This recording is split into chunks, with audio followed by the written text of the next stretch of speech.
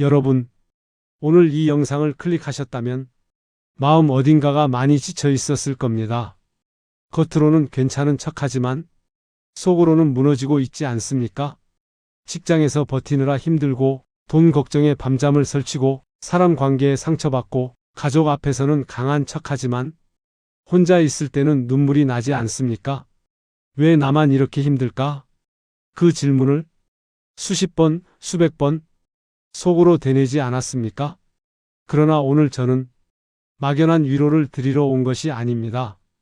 지금 여러분의 아픈 곳을 정확히 짚어 말씀드리겠습니다. 그리고 분명히 말씀드립니다. 지금 겪고 있는 흔들림이 끝이 아니라 방향이 바뀌는 신호일 수 있습니다. 대우는 좋은 일이 갑자기 생기는 것이 아닙니다. 먼저 정리가 오고, 먼저 흔들림이 오고, 먼저 눈물이 옵니다. 그 다음 길이 열립니다. 이제 그 10가지 징조를 말씀드리겠습니다. 요즘 밤에 생각이 많지요? 앞으로 어떻게 하지? 돈은 어떻게 하지? 내가 잘못 선택한 걸까? 불안이 깊어질수록 사람은 자기 자신을 공격합니다. 내가 능력이 부족해서 그렇지. 내가 더 참았어야 했는데. 아닙니다. 불안은 실패의 증거가 아닙니다. 삶의 구조가 바뀌기 직전 마음이 먼저 흔들리는 것입니다. 해답은 무엇인가? 불안을 없애려 하지 마십시오. 매일 밤 숨을 10번만 세십시오. 들이마시고 하나, 내쉬고 둘. 불안을 이기려 하지 말고 지켜보십시오. 지켜보는 순간 불안은 힘을 잃습니다. 가장 아픈 건 사람입니다. 직장보다, 돈보다 사람이 더 아픕니다. 믿었던 사람이 떠날 때 우리는 존재가 흔들립니다. 나는 왜 늘 버려질까? 그러나 떠나는 인연은 벌이 아닙니다.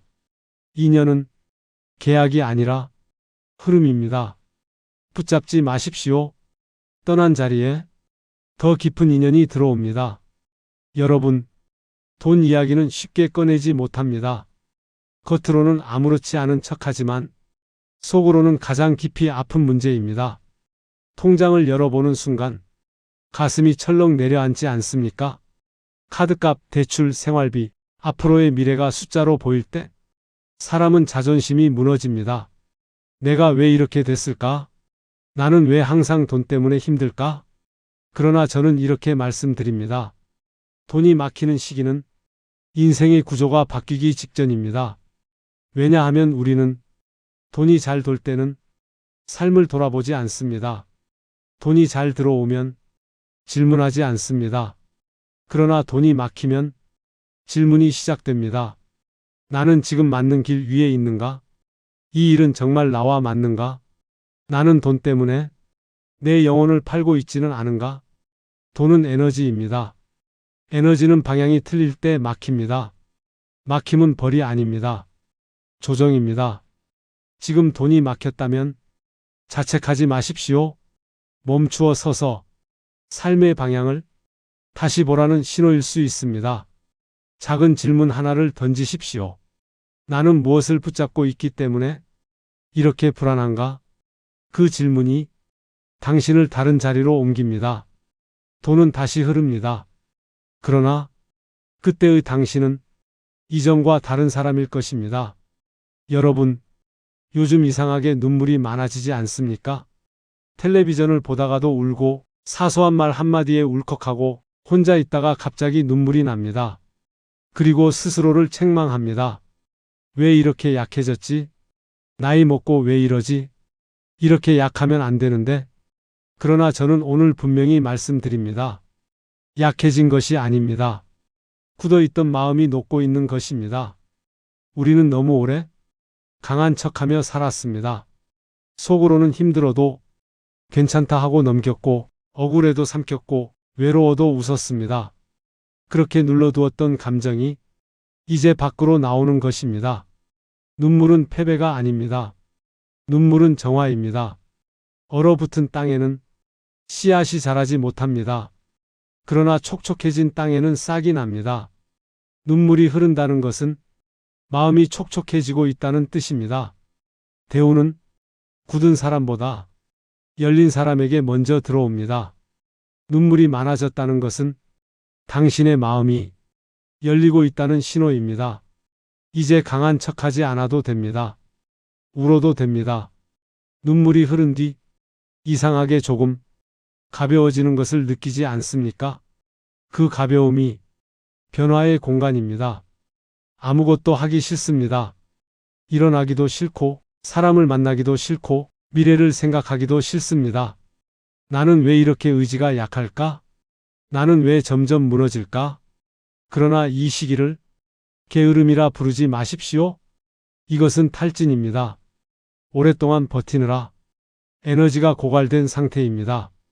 우리는 늘 달려왔습니다. 남들보다 뒤처지지 않으려고, 가족을 책임지려고, 체면을 지키려고. 그 긴장이 풀리기 시작하면 몸과 마음이 동시에 멈춥니다. 무기력은 포기가 아니라 재정비입니다. 자동차도 장거리 운전 후에는 정비가 필요합니다. 영혼도 마찬가지입니다. 이 시기에는 억지로 결심하지 마십시오. 내일부터 다시 열심히 해야지. 정신 차려야지. 그 말이 오히려 더 깊은 피로를 만듭니다. 대신 작은 행동 하나, 창문을 열고 바람을 느끼십시오. 햇빛을 5분만 쬐십시오. 따뜻한 물을 한 컵 마시십시오. 작은 움직임이 멈춘 흐름을 깨웁니다. 무기력은 멈춤이 아니라 방향 전환 전의 숨 고르기입니다. 어느 날 갑자기 삶의 기반이 흔들립니다. 직장을 잃고 사업이 무너지고 믿었던 사람이 등을 돌립니다. 그 순간 사람은 존재가 무너집니다. 나는 이제 무엇인가? 나는 실패자인가? 내 인생은 여기까지인가? 그러나 잘 보십시오. 당신이 잃은 것은 직장이지 가치가 아닙니다. 당신이 잃은 것은 자리이지 존재가 아닙니다. 많은 사람들의 인생이 해고 이후에 바뀌었습니다. 왜냐하면 억지로 붙잡고 있던 자리를 놓게 되었기 때문입니다. 사람은 스스로는 잘 놓지 못합니다. 그러나 삶이 대신 놓게 합니다. 위기는 밀려난 것이 아니라 밀려 움직인 것입니다. 재배치입니다. 지금은 보이지 않습니다. 그러나 시간이 지나면 그날을 전환점이라고 부르게 됩니다. 무너짐은 끝이 아닙니다. 이동입니다. 사람들 속에 있어도 외롭습니다. 전화번호부에는 이름이 많지만 정작 마음을 털어놓을 사람은 없습니다. 이 외로움은 처벌이 아닙니다. 성숙의 신호입니다. 우리는 평생 타인의 인정으로 버텨왔습니다. 칭찬받으면 안심하고 필요하다는 말을 들으면 존재를 느꼈습니다. 그러나 이제 그 외부의 지지가 약해집니다. 그때 외로움이 찾아옵니다. 외로움은 독립의 문입니다. 이 시간을 통과하면 타인의 시선이 아니라 자기 존재로 서게 됩니다. 대우는 혼자 설 수 있는 사람에게 움직입니다. 예전에는 더 가져야 한다고 생각했습니다. 더 벌어야 하고, 더 인정받아야 하고, 더 앞서야 한다고 믿었습니다. 그런데 어느 날 그 욕심이 줄어듭니다. 이것은 퇴보가 아닙니다. 집착이 약해지고 있는 것입니다. 집착이 줄어들면 마음의 공간이 생깁니다. 우는 비워진 공간으로 들어옵니다. 꽉 찬 방에는 새 물건이 들어갈 수 없습니다. 욕심이 줄어든다는 것은 들어올 준비가 되었다는 뜻입니다. 여러분, 어떤 생각이 계속 떠오르지 않습니까? 억누르려 해도 며칠이 지나도 몇 달이 지나도 다시 올라옵니다. 이 길이 아닌 것 같다. 지금의 나는 진짜 내가 아닌 것 같다. 다른 삶을 살아보고 싶다. 이 일을 계속해야 할까?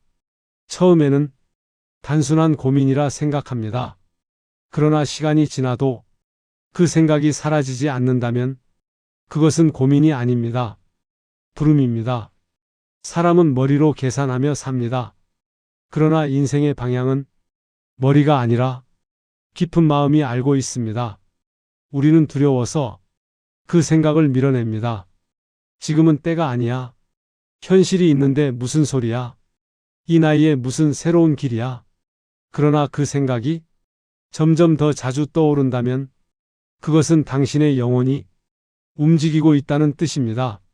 대우는 외부 사건이 아니라 내부 결단에서 시작됩니다. 마음이 먼저 방향을 틀고 현실이 따라옵니다. 그러나 결단은 당장 직장을 그만두라는 말이 아닙니다. 먼저 인정하십시오. 그래, 나는 지금 다른 길을 생각하고 있구나. 그 인정이 시작입니다. 그리고 아주 작은 행동 하나를 하십시오. 책 한 권을 읽어보십시오. 관련 정보를 찾아보십시오. 조용히 노트에 써보십시오. 작은 움직임이 운의 방향을 바꿉니다. 같은 생각이 반복된다는 것은 당신 안에 씨앗이 싹틀 준비를 하고 있다는 뜻입니다. 씨앗을 무시하면 마음은 점점 답답해집니다. 그러나 씨앗을 인정하면 조금씩 길이 보입니다. 대우는 준비된 사람에게 들어옵니다. 지금 반복되는 그 생각이 바로 준비의 시작일 수 있습니다. 두려워하지 마십시오. 생각이 계속 떠오른다는 것은 이미 당신의 인생이 다음 장으로 넘어갈 준비를 하고 있다는 뜻입니다. 여러분, 마지막 징조는 가장 무겁습니다. 완전한 무너짐입니다. 이제 정말 끝이다. 더 이상 버틸 힘이 없다. 아무것도 남지 않았다. 직장을 잃고 사람이 떠나고 돈이 막히고 건강이 흔들립니다. 그리고 속으로 말합니다. 나는 실패했다. 그러나 저는 오늘 단호하게 말씀드립니다.